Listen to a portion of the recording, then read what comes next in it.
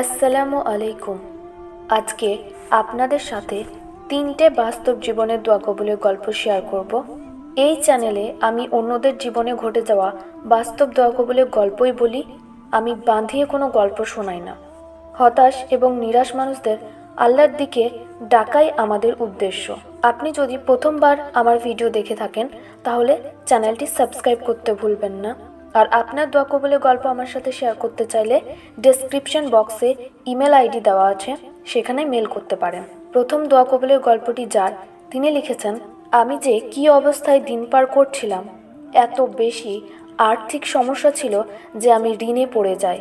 কখনো শ্বশুরবাড়ি থেকে চাইতাম, আবার কখনো বন্ধুদের কাছে বা প্রতিবেশীদের কাছেও ধার নিতাম। অনেক মিনতি করে টাকা নিতাম। কথা ছিল যে আমার ব্যবসা থেকে উপার্জন করে তাদেরকে তাদের টাকা ফেরত দিয়ে দেব। কিন্তু ঋণ বাড়তে থাকে। এক পর্যায়ে ঋণ বাড়তে বাড়তে 6 লক্ষ টাকা হয়ে যায়। যেই কাজেই টাকা লাগাতাম সেটাতেই লস খেতাম, সব টাকা ডুবে যেত। একজন আমাকে ইস্তেগফার ও দরুদ পাঠের পরামর্শ দেয়। আমি এটাকে আমার শেষ চান্স হিসাবে নিই। দেখি কাজ হয় কি না বলে দেখতে চাইলাম, কারণ আমি সব কিছু করেই তো দেখেছি, লস খেয়েছি। তারপর তিনি বলেছেন যে আমি পড়তে শুরু করি, পড়তেই থাকি। আমি সবসময় ইস্তেগফার আর দরুদই পড়তাম। হিসাব না করেই আমি পড়তাম। কিছু মাসই পার হয়েছিল কি আমার একটা খুব ভালো জায়গায় চাকরি হয়ে যায়। এই ব্যাপারটা একদমই অসম্ভব ছিল, কারণ আমি ততটা পড়াশোনা তো করিনি যে চাকরি হয়ে যাবে। এটা আমাকে আরও বেশি ইস্তেগফার ও দরুদ পাঠে উৎসাহ দেয়। বাস 6 মাস পার হবার পরে সেই অফিসে আমাকে প্রমোশন দেওয়া হয়। বিশ্বাস করুন, শুধু ইস্তেগফার আর দরুদই পড়ছিলাম আর আল্লাহ আমার কায়াই পরিবর্তন করে দিলেন। আমার সব ঋণ বছরের শেষে পরিশোধ হয়ে যায়। আর এখন আমি এতটা ভালো উপার্জন করি যে আমি নিজেই 2-3 জনকে টাকা ধার দিয়েছি। দ্বিতীয় স্টোরিটি হলো মারিয়া বলে একজনের। তিনার স্টোরিতে তিনি বলেছেন, আমরা সবাই অনেক পেরেশানির মধ্যে ছিলাম। আমাদের আর্থিক অবস্থা, পারিবারিক অবস্থা সব নিয়েই প্রবলেম ছিল। আমি দোয়া করতাম, রোজাও রাখতাম, তবুও সমস্যায় পড়তাম। আমার স্বামীর সাথে আমার সম্পর্ক খুবই ভালো ছিল, কিন্তু একদিন আমার এক পরিবারের সদস্য আমাদের বাড়ি আসে আর সে আমার একটা কাপড় নিয়ে যায়, যেটা আমি পরতাম।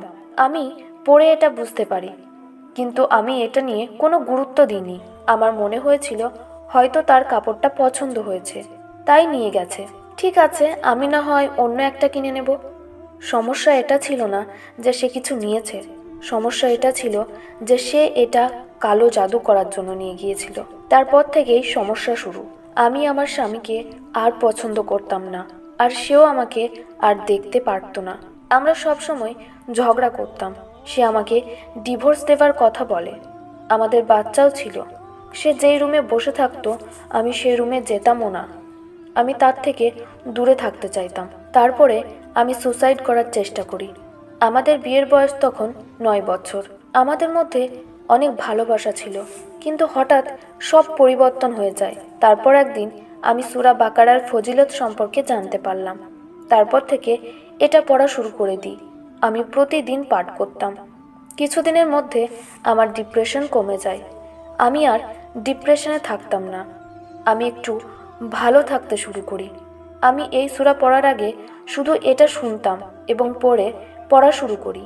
আমার স্বামী যে আমাকে সবসময় বলতো তোমাকে ডিভোর্স দিয়ে দেব, সে এটা বলা বন্ধ করে দেয় এবং সে আমার উপরে আর রাগান্বিত হতো না। একদিন আমি স্বপ্নে দেখি আমার বাড়ির সামনে অনেক খারাপভাবে একটা মোষ জবাই করা। এটা দেখতে কুরবানির মতো ছিল না, মনে হচ্ছিল কেউ হত্যা করেছে, কুরবানি দেয়নি। যখন আমি ঘুম থেকে উঠি তখন আমার মনে হয় কালো জাদু হয়তো বন্ধ হয়ে গেছে। আমি 24 দিনের মতো সূরা বাকারা পাঠ করেছি। এরপর থেকে আমার স্বামী আমার সাথে ভালো ব্যবহার করতে লাগে। এমনকি একদিন যখন আমি ঘুমিয়েছিলাম আর হঠাৎ ঘুম থেকে উঠি, তখন দেখলাম যে সে আমার হাতে কিস করছে। সে আগে কখনো এমন করেনি। সে সম্পূর্ণ পরিবর্তন হয়ে গিয়েছিল। আমার সন্তানরাও আগের থেকে অনেক শান্ত হয়ে গিয়েছিল। আসলে আমাদের গুরুত্ব দেওয়া উচিত যে আমাদের বাড়িতে কে এসেছে, কি করছে, আর সূরা বাকারা পড়া উচিত।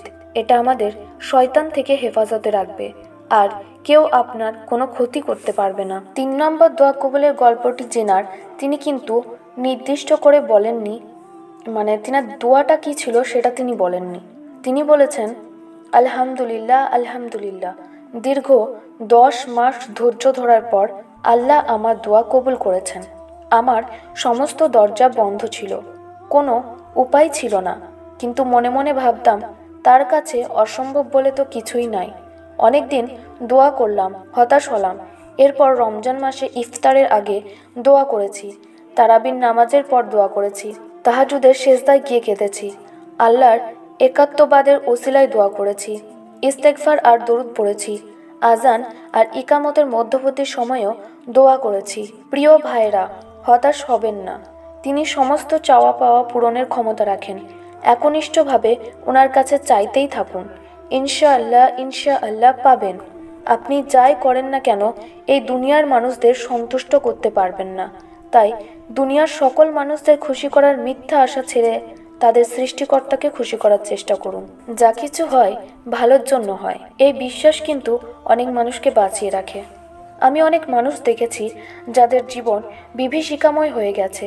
কেউ কেউ আছে হাঁটতে হাঁটতে আর কিছু বাকি নেই। এমন লোকজনও আল্লাহর ওপর তাওয়াক্কুল করে বেঁচে থাকে। এদের মধ্যে কিন্তু এমন অনেকে আছে যারা ঠিকঠাক নামাজ রোজা করে না, কিন্তু এদের অনেক তাওয়াক্কুল, মনে একটা বিশ্বাস ভবিষ্যতে ভালো কিছু হবে, সুন্দর দিন আসবে, কষ্টের পর স্বস্তি আসবে। এই বিশ্বাসটুকু, এই আশাটুকু কত মানুষকে যে আত্মহত্যা করা থেকে আটকে রেখেছে। আর আল্লাহর কি চমৎকার নিয়ম দেখো, ভবিষ্যৎকে তিনি রেখেছেন অজ্ঞাত। এই ভবিষ্যৎ নিয়ে যাতে আমাদের জল্পনা কল্পনা অবিরত থাকে, ভালো দিন আসার একটা আশা যাতে বেঁচে থাকে। অবিশ্বাসীদের এই আশাটুকুও থাকে না, এজন্য তারা অধিকাংশই ডিপ্রেশনে ভোগে। কিন্তু বিশ্বাসীদের জন্য ভবিষ্যৎ শুধুই আশার, ভালো দিনের আশা। নিশ্চয়ই আল্লাহ যা কিছু করেন ভালোর জন্যই করেন।